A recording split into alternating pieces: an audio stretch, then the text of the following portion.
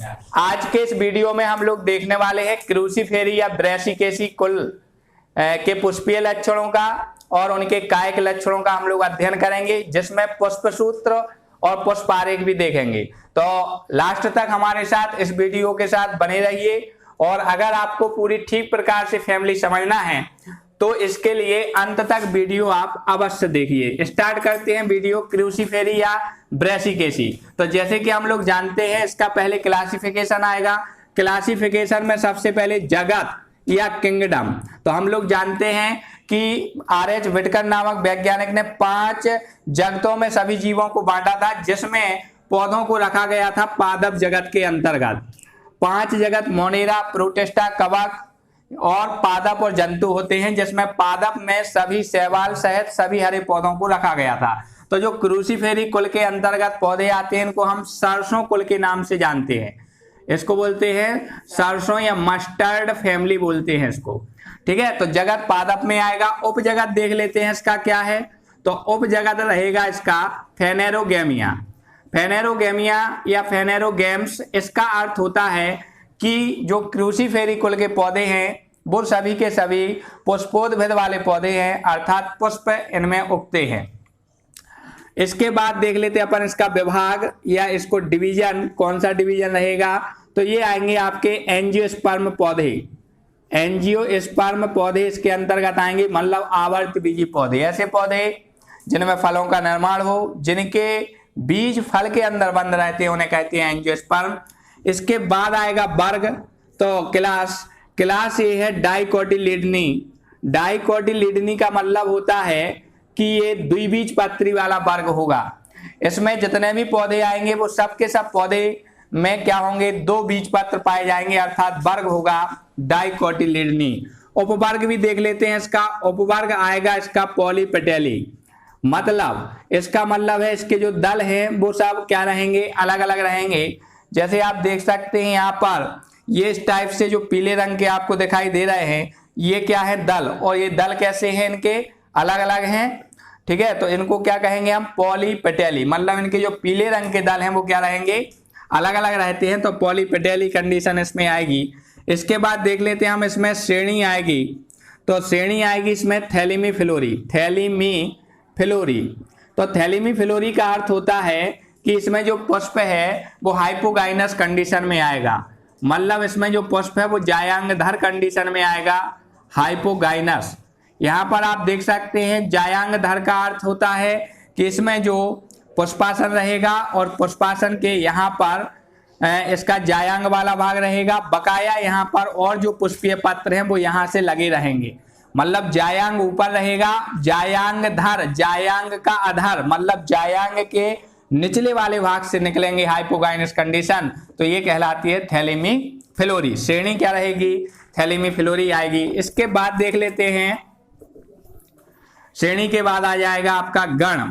ठीक है, इसमें आएगा क्या, गण। गण माने ऑर्डर। इसका ऑर्डर क्या होगा, तो इसका ऑर्डर होता है पैराइटेल्स। पैराइटेल्स आएगा इसका। पैराइटेल्स का अर्थ होता है भित्ति लग्न बीजान्यास। मतलब इनकी जब हम अंडाशय की अनुप्रस्थ काटेंगे तो उसमें देखेंगे कि जो बीज हैं वो कहाँ से लगे हुए दिखाई देंगे, भित्ति वाले भाग से जुड़ेंगे। ये भित्ति है और आप देखेंगे कि बीजांड कहाँ से लगा है, भित्ति से। तब हम उसको पैराइटल कहते हैं। और चूंकि गण में क्या लगाते हैं, एल्स, इसलिए इसका नाम क्या हो जाएगा, पैराइटेल्स। ठीक है, और इसके बाद आएगा इसमें कुल। तो कुल जैसे कि हम पढ़ रहे हैं ब्रैसिकेसी, कुल में एसी लगाते हैं, ब्रैसी केसी आ जाएगा इसमें कुल। और इसके बाद वंश और जाति आएगा। अगर हमसे पूछा जाए कि सरसों के पौधे का वर्गीकरण कीजिए, तब हम उसमें वंश और जाति लिखेंगे।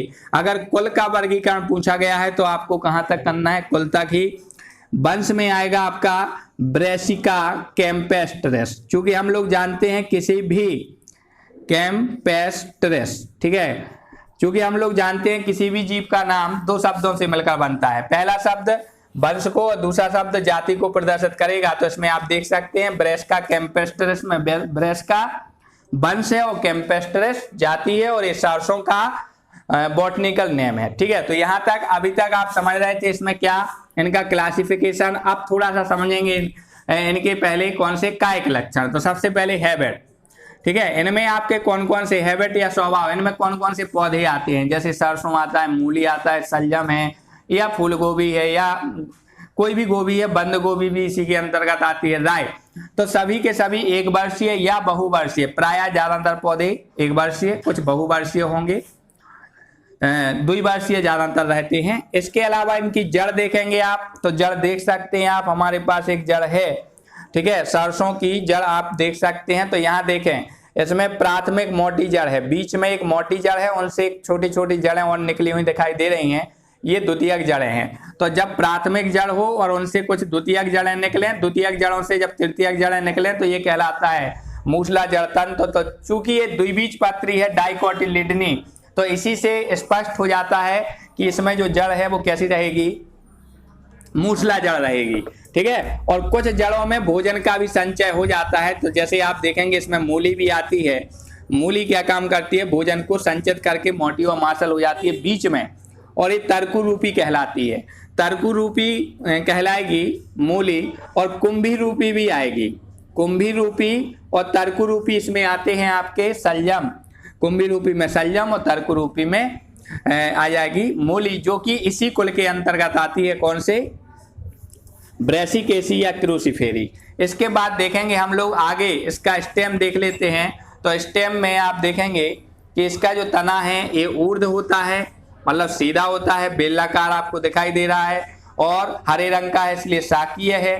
शाकी के अलावा आप देख सकते हैं कि इसमें चूंकि शाखाएं नहीं दिख रही हैं, लेकिन बड़ा पौधा होता तो शाखाएं भी दिखती, तो शाखित भी होता है, ठीक है। इसके अलावा इनका जो तना है किसी का, जैसे मूली का जो तना है वो हिरासित होता है, हिरासित का मतलब रिड्यूड, मतलब ये क्या है, यहाँ पर छोटा सा एक डिस्क के आकार का तना रह जाता है। तो इनका जो तना है वो बिंब के आकार का भी हो सकता है कुछ पौधों में, जैसे शलजम है या मूली है। तना के बाद आती है पत्ती, ठीक है, तना के बाद पत्ती आती है। तो आप पत्ती को देख सकते हैं, इनकी जो पत्ती होती है, ठीक है, ये जो पत्ती है तो आप देख सकते हैं इनकी पत्ती में डंठल लगा हुआ है, मतलब ये साबरंती होगी। पत्ती सरल है, सरल है माने इसमें कटाव तो है, लेकिन कटाव मध्य सिरा तक नहीं होगा, तो सरल पत्ती होती है।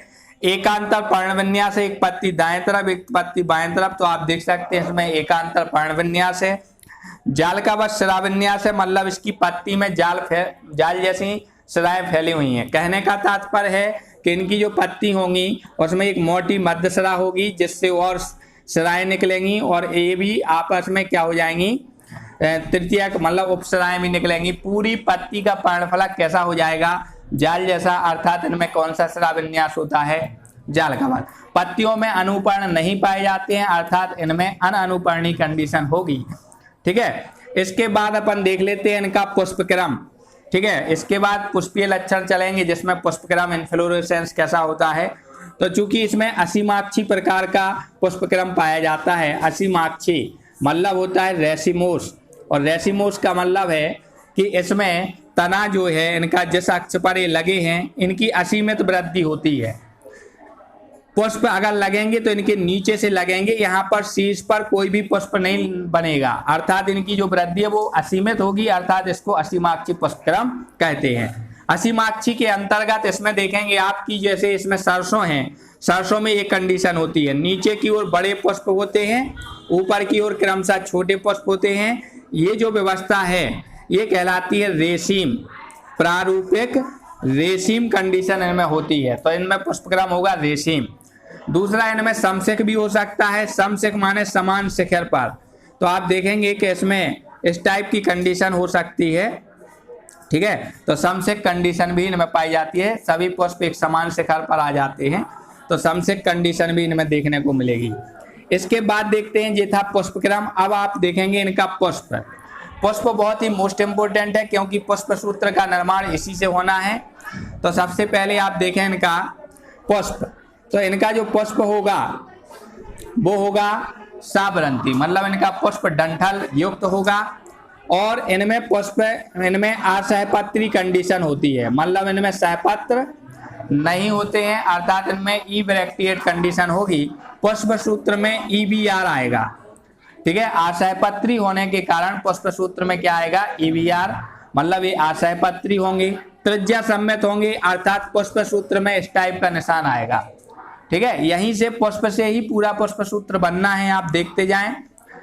असहपत्री आएगा इसलिए EBR, त्रिज्या सम्मित अर्थात पुष्प को कहीं से भी काटें तो 4 मतलब कहीं से भी काटें बराबर भागों में बटेगा। द्विलिंगी भी होगा, पुष्प में ही नर और मादा रहेंगे।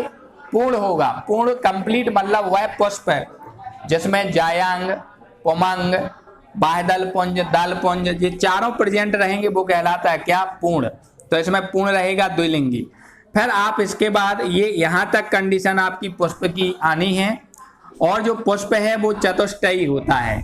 चतुष्टयी का मतलब होता है, चतुष्टयी का मतलब होता है टेट्रामेरस। और टेट्रामेरस का मतलब है कि इसमें जो पंखुड़ी होंगी, बाह्यदल हो चाहे दल हो, वो 4 होंगे। कितने होंगे? 4। जैसे हम देखते हैं अगला वाला बाह्यदल पुंज, इसको इंग्लिश में बाह्यदल पुंज को क्या बोलते हैं? तो इंग्लिश में बाह्यदल पुंज को कैलेक्स बोलते हैं। कैलेक्स देखेंगे तो इनमें कैलेक्स रहेंगे संख्या में 4 और चारों के चारों कैलेक्स अलग अलग रहेंगे। हमारे पास पुष्प है लेकिन चूंकि वो इतना दिखेगा नहीं। इसमें जो बाह्यदल हैं वो बाह्यदल 4 रहेंगे और 4 ये भी पीले ही से होते हैं, हल्के पीले। वैसे तो हरे होना चाहिए लेकिन इसमें हल्के पीले से रहते हैं। 4 पंखुड़ी हैं बाह्यदलों वाली और चारों की चारों क्या हैं? अलग अलग हैं। एक चीज और इसमें बाह्यदल में जो ध्यान रखने वाली है कि इसमें जो बाह्यदल हैं, ठीक है, वो रहेंगे 2 चक्रों में। तो आप जब भी पुष्प सूत्र बनाएंगे उसमें कैलेक्स 2+2 लिखेंगे। उसने कहने का तात्पर्य ये है कि 4 बाह्यदल हैं लेकिन वो 2 चक्रों में हैं। ठीक है, यहां ध्यान से देखो, 2+2 मतलब 4 जो बाह्यदल हैं 2+2। अगर ये संयुक्त होते तो यहाँ ब्रैकेट लगा देते, लेकिन हमने कहा पृथक बाह्यदल ही हैं तो इसका मतलब यहाँ ब्रैकेट नहीं होगा। ये थी बाह्यदल की कंडीशन। दूसरी चीज, बाह्यदलों में 2 चक्र जो रहेंगे और विन्यास है कोरछादी। कोरछादी माने ढकने वाला, कोरों को ढकने वाला। तो इसमें आप देखेंगे कि इसमें जो 4 बाह्यदल हैं वो कुछ इस टाइप के दिखाई देंगे, 2 ऐसे और 2 इस टाइप के दिखाई देंगे। मतलब ये वाले दल जो हैं बाहर वाले, ये दल इन वाले दलों को क्या किए हुए हैं? ढके हुए हैं। मतलब ये कोरछादी कंडीशन आएगी। मतलब ये 2 दल इन 2 दलों को क्या किए हैं? ढके हुए हैं, मतलब कोरछादी। ठीक है, कंडीशन आएगी इनमें, इम्ब्रिकेट एस्टिवेशन आता है। ठीक है, इसके बाद अपन देखेंगे इसमें अगली कोरुला। कोरुला मतलब दलपुंज। इनमें 4 कोरुला होते हैं पीले रंग के, 4 दल रहेंगे पीले रंग के, मतलब पेटल की संख्या 4 होगी। चारों अलग अलग अर्थात पृथक बाह्यदली। तो हम इनको पुष्प सूत्र में कैसे लिखेंगे? कोरुला, ठीक है, मतलब C और 4 लिखेंगे।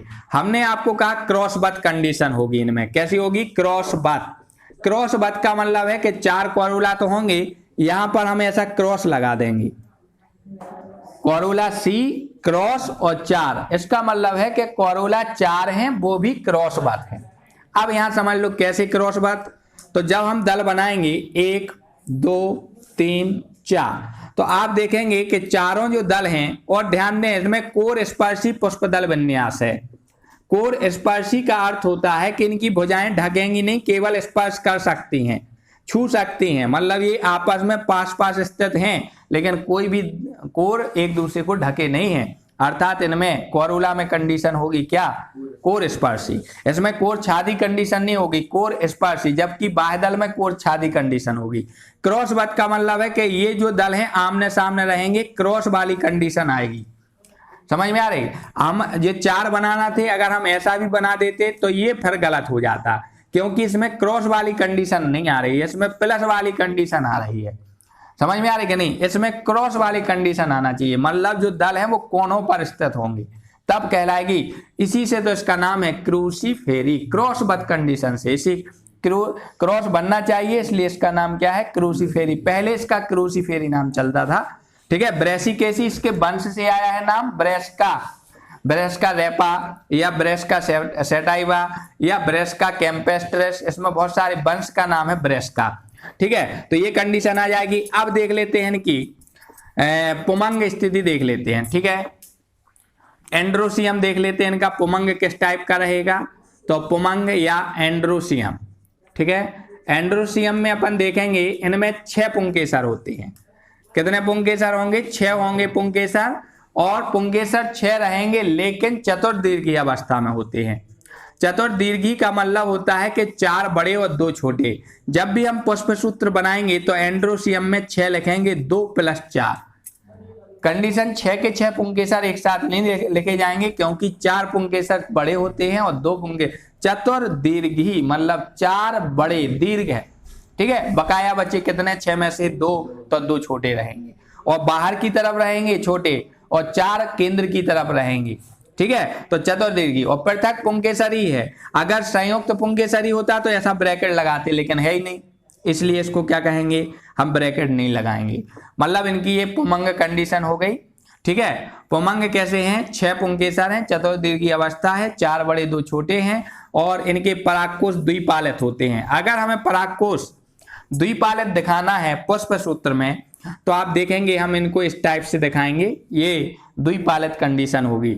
अगर एक पालित होंगे तो हम इनको इस टाइप से दिखाएंगे, पुष्प आरेख में एक ही बनाएंगे, इसमें 2 बनाएंगे, मतलब द्विपालित कंडीशन है तो 2 टाइप की संरचना बनाएंगे। इसके बाद आ जाते हैं अपन जायांग पर। तो जायांग या इनको कहते हैं गायनोसियम, जायांग या इसको बोलेंगे गायनोसियम। जायांग देखेंगे इनमें तो हमने कहा द्विअंडपी, मतलब जायांग 2 अंडकों से मिलकर बना है, लेकिन वो जुड़े रहेंगे, युक्ता अंडपी सिनकार्पस होगा, ठीक है। बाइकार्पिलरी और सिनकार्पस मतलब 2 ही अंडपी और जुड़े हुए, दोनों अंडप जुड़े हुए हैं। तो इसको हमें दिखाना है जी माने गायनोसियम, द्विअंडपी 2 और जुड़े हुए हैं, अर्थात ब्रैकेट लगाना है। ना तो बाह्यदल इनमें जुड़े हैं, ना दल जुड़े हैं, ना पुमंग पुंकेसर जुड़े हैं, केवल जुड़ी हुई कंडीशन में है इनके अंडप जायांग, इसलिए ये सिनकार्पिलरी मतलब अपन देखेंगे गायनोसियम और 2 ब्रैकेट लगा देंगे, द्विअंडपी और युक्ता अंडपी। द्विकोष्ठीय नहीं होती है, ये होती है एक कोष्ठीय, लेकिन बाद में एक बीच में सेप्टा बन जाता है, उसको रेपलम कहते हैं, ठीक है, रेपलम कहते हैं। तो रेपलम बन जाने के कारण, पड बन जाने के कारण यह फिर बाद में द्विकोष्ठीय हो जाती है। अर्थात अगर हम इसकी संरचना देखें, हमने कहा ये अब इसका अंडाशय है, इसमें हमें दिखाना है, तो यहाँ देखेंगे एक अंडा यहाँ पर लगा हुआ है, ठीक है, कंडीशन में, और एक दूसरे ये कोष्ठ बन गए, तो 2 कोष्ठ इसमें दिखाए। एक वाला कोष्ठ ये इस टाइप का बना हुआ है और एक कोष्ठ ये इस टाइप का बना हुआ है। तो आप देखेंगे कि बीच में क्या बन गया है? बीच में एक पट बन गया है, इसको कहेंगे कूटपट। तो कूटपट बन जाने के कारण, रेपलम बन जाने के कारण बाद में यह द्विकोष्ठीय हो जाती है। गायनोसियम में जो बीजांडन्यास है वो कैसा होता है? तो चूंकि हम लोग जानते हैं कि पैराइटेल्स इसका गण है, अर्थात भित्ति लग्न बीजांडन्यास होगा। इससे स्पष्ट हो जाएगा, इससे बहुत सारी चीजें स्पष्ट होती हैं वर्गीकरण से।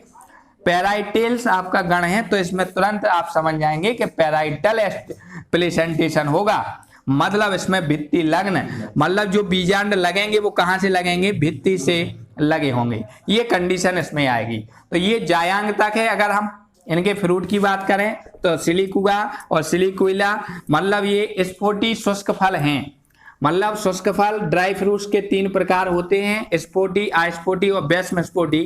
तो स्पोटी फल का प्रकार होता है सिलिकुगा और सिलिक्यूला, क्योंकि इसमें चांदनी और सरसों मूली ये दोनों आते हैं। तो सरसों मूली में सिलिकुगा होता है और चांदनी में होता है सिलिक्यूला। अगर हम बीज की बात करें तो इनमें जो बीज होता है वो तेलीय होता है और आभ्रूणपोषी होता है, मतलब इनके बीज में तेल प्रेजेंट होता है, तेल निकाला जाता है अधिकांश से, जैसे राई है, सरसों है। अब आप समझ लेते हैं आप पुष्प सूत्र। पुष्प सूत्र देख लें इनका किस टाइप का रहेगा, या इसको हम कहते हैं फ्लोरल फॉर्मूला, ठीक है। तो पुष्प सूत्र देखेंगे, फ्लोरल फॉर्मूला में सबसे पहले आप आशयपत्री होता है पुष्प, तो EBR। फिर यहाँ देखेंगे एक्टिनोमॉर्फिक है, मतलब त्रिज्या सम्मित। फिर देखेंगे हर्माफ्रोडाइट है या बाइसेक्सुअल है, उभयलिंगी कह सकते हैं, द्विलिंगी कह सकते हैं, तो इस टाइप का चिन्ह लगेगा। फिर आएगा इसके बाद कैलेक्स, कैलेक्स 4 हैं, मतलब 4 सेपल हैं इनमें, 2 + 2 में, ठीक है। क्वारूला 4 हैं, क्रॉसबद्ध 4 क्वारूला रहेंगे क्रॉसबद्ध कंडीशन में। एंडोसियम 6 हैं, 2 + 4 चतुर्दीर्घी कंडीशन। गायनोसियम द्विअंडपी, संयुक्त अंडपी, ऊर्ध्ववर्ती अंडाशय। अंडाशय ऊर्ध्ववर्ती दिखाना तो लाइन नीचे खींची जाएगी, ठीक है। अब इसके बाद ये इनका पुष्प सूत्र हो गया है। कभी कभी हमने आपको बताया कि इसमें त्रिज्या सम्मित, कभी कभी एक व्यास सम्मित। तो अगर हम सरसों का पुष्प सूत्र का अध्ययन करते हैं तब तो इसका पुष्प सूत्र ये होगा। अगर हम चांदनी का अध्ययन करते हैं, मतलब कैंडी टफ्ट का, वो भी इसी फैमिली में आती है, अगर हम इसका अध्ययन करते हैं तो पुष्प सूत्र बनेगा EBR जाइगोमॉर्फिक। इसका एक्टिनोमॉर्फिक होता है सरसों का, चांदनी का जाइगोमॉर्फिक होता है। बकाया इतना ही अंतर है दोनों में, और बकाया सूत्र इनका एक जैसा होता है। द्विलिंगी कैलेक्स 2+2, कोरुला क्रॉसबद्ध 4, एंड्रोसियम चतुर्दीर्घी अवस्था, गाइनोसियम द्विअंडपी, संयुक्त अंडपी और ऊर्ध्ववर्ती अंडाशय आ जाएगा। इसके बाद देख लेते हैं इनका हम पुष्प आरेख। ये तो पुष्प सूत्र बताए हुए हैं। पुष्प आरेख मतलब इसका फ्लोरल डायग्राम आ जाएगा। तो फ्लोरल डायग्राम कैसा बनाएंगे, तो सबसे पहले हम पीछे से यहाँ से स्टार्ट करेंगे। फ्लोरल डायग्राम बनाने के लिए यहाँ से स्टार्ट करते हैं। तो कहने का मतलब है कि इसमें पहले द्विअंडपी कंडीशन आएगी। द्विअंडपी मतलब 2 अंडप यहाँ पर इनमें लगे हुए पाए जाएंगे बीच में। तो यहाँ पर देखेंगे एक अंडप हम भित्ति से ये लगा दे रहे हैं, एक अंडप हम यहाँ से भित्ति में लगा देंगे, तो द्विअंडपी हो गया। और यहाँ से ये द्विकोष्ठीय, बाद में ये बीच में सेप्टा बन जाता है, तो इससे द्विकोष्ठीय कंडीशन आ जाती है। तो ये द्विकोष्ठीय कंडीशन हो गई युक्तांडपी। फिर हमें बनाना है ये 6, तो 6 में जो 4 हैं वो बड़े रहेंगे और ये बिल्कुल इसके पास में रहते हैं जायांग के। तो 1 द्विपालित हैं, 2 3 और ये 4, तो 4 ये हमने यहाँ बना दिए हैं। 2 इनके थोड़े से क्या बनेंगे, दूर बनेंगे, और इसमें कोरोला आ जाएंगे 1, ये वाले 4 रहेंगे क्रॉसबद्ध कंडीशन में 2, ठीक है, यहाँ से आ जाएंगे 3, ठीक है, और ये आ जाएंगे 4। थोड़ा सा ये इस तरफ खिसक गया है, और इसमें 2 ये छोटे पुंकेसर आएंगे जो यहाँ पर लगे रहेंगे। तो ये आप देखेंगे इनके कोरोला जो हैं वो कितने हो गए, कोरोला इनके 4 हो गए और क्रॉसबद्ध कंडीशन में हैं, ठीक है, कोनों पर प्रेजेंट है 4। इनको इस टाइप से इसमें कलर्ड कर देंगे इनको, क्योंकि ये कलरफुल होते हैं, ठीक है, कलरफुल होते हैं। कैसे कलर के होते हैं, पीले, ठीक है। तो ये कंडीशन रहेगी, ये 6 रहेंगे, ये 4+2 ये 4 रहेंगे। बकाया अब ये वाले आएंगे, तो हमने बताया इनको इस टाइप से आपको यहाँ पर बना देना है, एक यहाँ और एक ये इस टाइप का रहेगा, और 2 ये अंदर कोर छादी रहेगा। इसमें पुष्पदल विन्यास कैसा रहेगा, कोर छादी। तो ये वाली कंडीशन आएगी, ठीक है, ये बाह्यदल हो गए इनके और कोर छादी अवस्था में हो गए ये इस टाइप के, ठीक है। तो ये कंडीशन आएगी यहाँ पर। और मात्रक्ष सभी में बना देना है। तो मात्रक्ष हमने बताया हुआ था कल के एक बिंदु के रूप में मात्रक्ष को दिखाना है। तो मात्रक्ष यहाँ बीच में ऊपर की ओर गोलाकार बना देंगे। चूंकि ब्रैकेट नहीं है, अगर ब्रैकेट होते तो एक और नीचे ब्रैकेट बनाया जाता, लेकिन ब्रैकेट चूंकि है नहीं है, ठीक है। तो ये थी क्रूसीफेरी या ब्रैसिकेसी कुल, ठीक है। अगर इसी प्रकार के वीडियो आपको चाहिए तो हमारे YouTube channel biology study Ramakant Rawat को सब्सक्राइब करें और अपने दोस्तों को जरूर शेयर करते रहें। धन्यवाद।